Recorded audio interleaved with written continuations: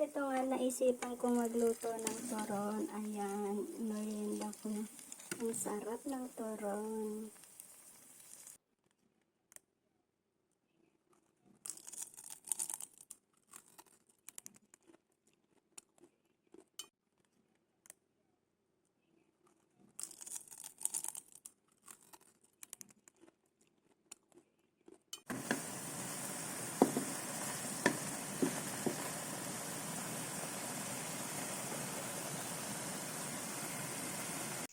Ano nga bang isda ito, guys? So ayan, nabili ko ito sa EEC. Nakita ko parang ang sarap. Hindi naman ito sapsap, o diba? Try ko lang lutuin ito ang aking ulam, o diba? Ayan, piniprito ko na siya, o diba?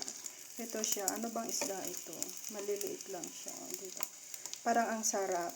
Oh, ito ang aking ulam. Sausawang ko mamaya ay sili at suka. O, diba? Sarap na yan. O. Tapos kamay-kamay.